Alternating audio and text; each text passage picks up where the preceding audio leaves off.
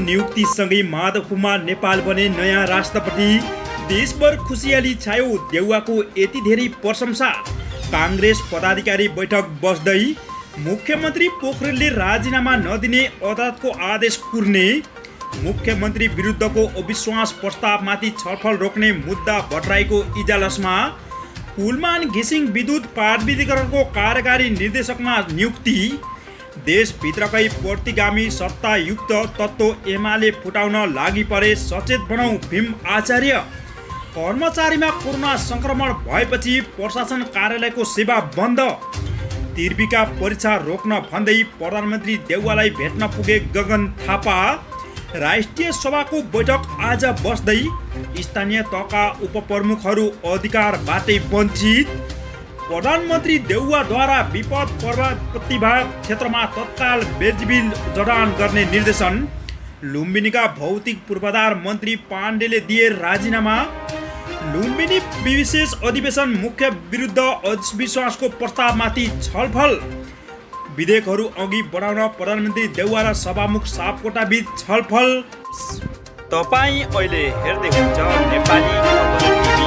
24 घण्टा ताजा खबरको लागि हाम्रो च्यानललाई सब्स्क्राइब गरी हामीसँग जोडिनुहोला। दर्शकबिन नमस्कार। पछिल्लो समय राजनीतिको उतार चढाव, विशेष ताजा र महत्त्वपूर्ण अपडेट लिएर हजुरमाझ उपस्थित भएका छौँ। भिडियो अन्तिमसम्म हेरेर तपाईँको मनमा लागेको प्रतिक्रिया कमेन्ट बक्समा दिनुहोला। साथै हाम्रो मेहनतको लागि सानो लाइक र सेयर पनि गर्न नभुल्नुहोला।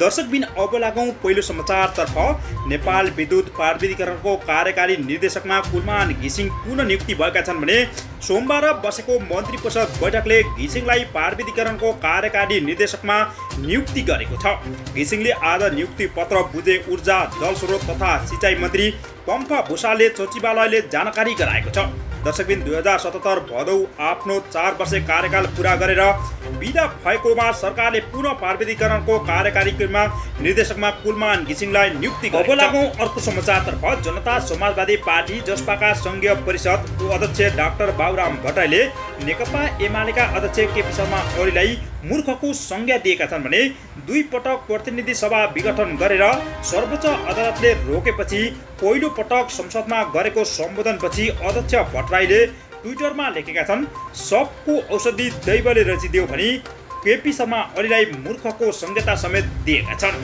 अब लागौँ अर्को समाचारतर्फ। सरकारले देशको वर्तमान आर्थिक अवस्थाबारे जानकारी संसद समक्ष प्रस्तुत गरेको छ भने अर्थमन्त्री जनार्दन शर्माले मङ्गलबार प्रतिनिधि सभाको बैठकमा देश वर्तमान आर्थिक अवस्थाको जानकारी प्रस्तुत गराएका छन्। वर्तमान सरकारले जिम्मेवारी सम्हाल्दा देशको अर्थतन्त्रका सूचकहरू के कस्तो अवस्थामा रहेका छन् भन्ने विषयमा तथ्याङ्कित झलकहरू प्रस्तुत गराइसकेका छन्। अब लागौँ अर्को समाचारतर्फ। काङ्ग्रेसभित्र तोकिएको समयमै पार्टी महाधिवेशन गर्न सकिने वा नसकिने भन्नेमा मनान्तर बढ्दै गएको छ भने पार्टी सभापति तथा प्रधानमन्त्री शेरबहादुर देउवाले 3 साताभित्र महाधिवेशन गर्न असम्भव भएको भन्दै सार्नका लागि कानुनी आधार खोज्न परामर्श गरिसकेका छन्। अर्कोतर्फ वरिष्ठ नेता रामचन्द्र पौडेल पक्षले भने संविधानमा उल्लेख समय सीमाभित्रै महाधिवेशन गर्न सकिने अडान र तर्क अघि सारिरहेका छन्।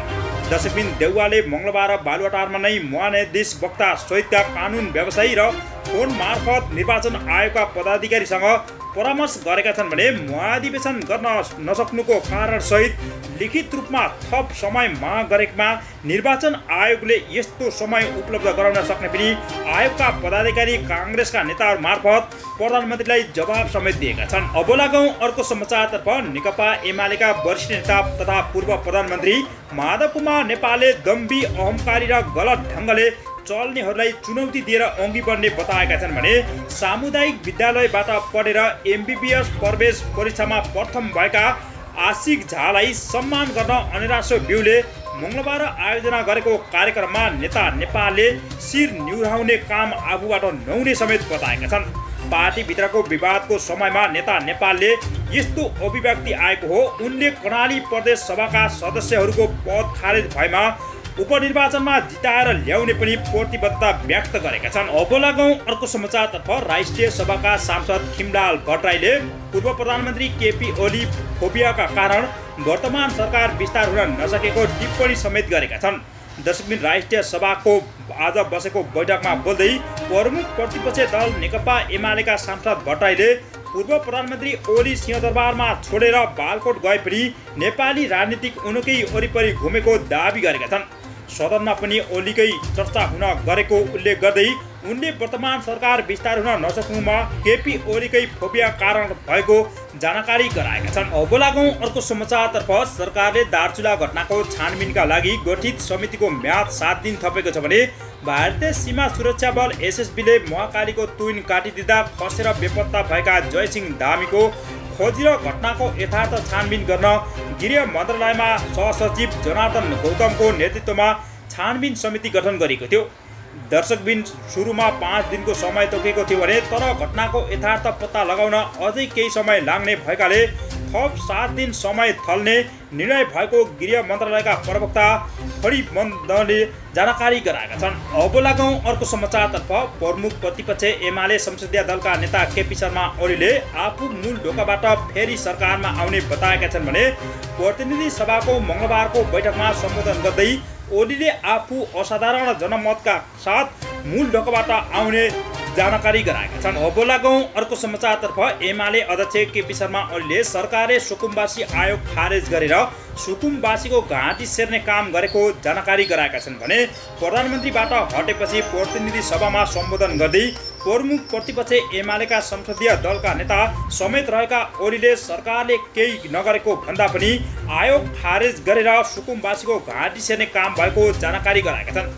उनले विपक्षी गठबन्धनले सरकारको नेतृत्व गर्दा दसैँ आउँदा केटाकेटी रमाए जस्तो गरिरहेको बताएका छन् भने उनले 1 महिनासम्म सरकारले केही काम नगरेको बधाई तथा धन्यवादमै अल्झिएको बताएका छन्। अब लागौँ अर्को समाचारतर्फ। प्रमुख प्रतिपक्षी दल एमालेका नेता केपी शर्मा ओलीले स्वास्थ्य सामग्री खरिद घोटालाको छानबिन गर्ने कुरा उल्लेख गर्दै विगतका अनियमिततामा पनि छानबिन गर्न आग्रह गरेका छन्। सत्ता गठबन्धनले स्वास्थ्य सामग्री खरिदमा भएको घोटाला छानबिन गर्ने विषयमा साझा न्यूनतम कार्यक्रममा उल्लेख गरेका छन्। अब लागौँ अर्को समाचारतर्फ। नेकपा एमालेका अध्यक्ष केपी शर्मा ओलीले नेकपा माओवादी केन्द्रका अध्यक्ष पुष्पकमल दाहाल प्रचण्डप्रति कटाक्ष गरेका छन्।